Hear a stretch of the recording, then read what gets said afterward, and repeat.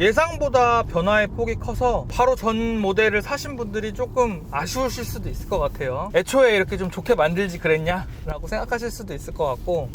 독자 여러분 안녕하세요. 김상준 기자입니다. 오늘 함께 만나보실 차량은 볼보 S60 B5입니다. 48V 마일드 하이브리드 시스템이 탑재된 신형 모델이고요. 취재 일정이 오전 오후에 계속 있어가지고 야간 시승기를 또 부득이하게 만들게 됐어요. 독자분들께 좀 양해를 구할게요. 그런데 바빴던 만큼 S60을 타고 계속해서 이동을 하면서 거의 한 1000km를 지금 단기간에 타봤는데 차량의 성향을 잘 파악한 만큼 좋은 리뷰를 할 수 있을 것 같습니다. 가감없는 내용을 전달 드리도록 하겠습니다. 초기 가속력이라든지 연비라든지 이런 부분들에 도움을 주는 마일드 하이브리드 시스템이 탑재가 됐죠. 사실 현재 자동차 업계에 두 가지 좀 유행이 있는데, 첫 번째는 독자분들 아시다시피 전기차고요. 두 번째는 마일드 하이브리드 시스템 탑재입니다. 볼보, 벤츠, BMW, 제규어, 랜드로버 여러 제조사들이 지금 시스템을 탑재하고 있죠. 근데 결론적으로 볼보가 이 마일드 하이브리드 시스템을 상당히 좀 잘 개발을 한 것 같아요. 주행을 해보면은 완성도가 상당히 높고, 특히 볼보의 경우에는 초기 가속력 부분에다 좀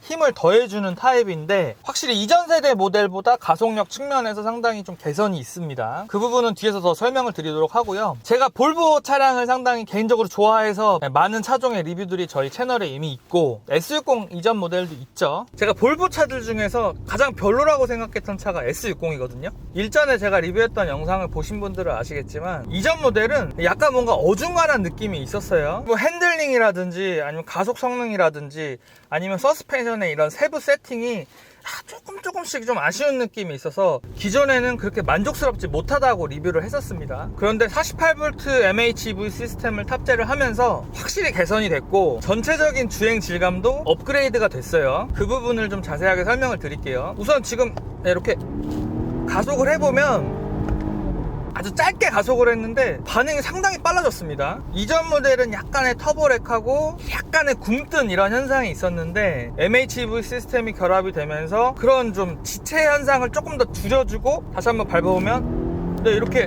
곧바로 바로 튀어나갈 수 있는 이런 감각을 갖게 됐어요. 가속력 측면에서 개선이 되다 보니까 확실히 좀 스포티한 느낌이 살아났죠. 이 부분이 어떻게 보면 가장 중요할 수 있는데 확실히 좀 좋아졌다 볼 수 있습니다. 그리고 이전 모델은 서스펜션이 좀 이도저도 아닌 세팅을 가지고 있어가지고 좀 별로다 이렇게 생각을 했었는데, 특히 후륜 쪽에 이런 승차감이 좀 떨어지는 현상이 있으면서 소위 말하는 약간의 그 튠 현상, 툭툭 이렇게 끊어지는 것 같은 튠 현상이 있으면서 승차감이 좀 안 좋았죠. 지금 가속 방지턱 상당히 높은 건데 넘었는데, 이전 모델의 약간 좀 신경질적인 그런 서스펜션 반응이 조금 더 나긋나긋 부드러워지면서 노면 접지력을 조금 더 끈질기게 유지시켜주는 이런 능력이 좀 개선이 됐죠. 서스펜션이 탄탄하고 무조건 딱딱하다고 해서 스포츠성이 막 살아나는 게 아니라 오히려 적절한 이런 부드러움하고 노면 홀딩 능력을 잘 가지고 있어야지 스포츠 세단이라고 볼 수가 있습니다. 그래도 본격적인 스포츠 세단 이런 느낌은 사실 아니고요. 아무래도 차량이 전륜구동이다 보니까 후륜구동 특유의 이런 짜릿짜릿한 이런 재미는 없어요, 사실. 하지만 말씀드렸던 대로 준수한 출력을 바탕으로 해서 또 노면 홀딩 능력도 일정 부분 개선이 됐기 때문에 운전이 좀 재미있어졌어요, 확실히. 전체적인 주행 질감이 48V MHEV 시스템이 탑재된 것 뿐만 아니라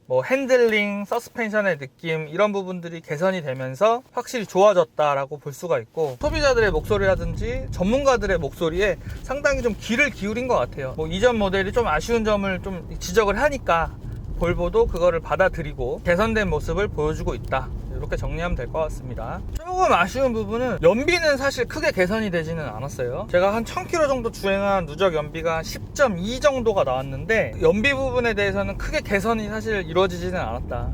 예상보다는 연비가 아주 좋지는 않았다. 좀 더 개선이 됐으면 좋았을 텐데 약간 아쉬운 부분이 있다 라고 볼 수가 있습니다. 내외부 디자인은 바뀐 점이 거의 없죠. 거의 전무하다고 봐도 되고, 눈에 띄는 거는 오레포스 크리스탈 기어 노브, 기어봉이 이렇게 바뀐 거, 요거 하나는 좀 눈에 띄는데, 투명한 크리스탈이 이렇게 딱 들어가 있으니까 좀 근사한 느낌이 있어요. 좀 멋있습니다, 요 부분은. 그리고 오디오 시스템이 개선됐다고 하는데, 이전 BMW 오디오 시스템도 충분히 훌륭했기 때문에 사실 크게 좋아진 거는 잘 모르겠더라고요. 그리고 한 가지 더 추가해서 말씀드릴 부분은 서스펜션 세팅이 좀 개선된 덕분에 2열 승차감도 조금 더 개선이 됐습니다.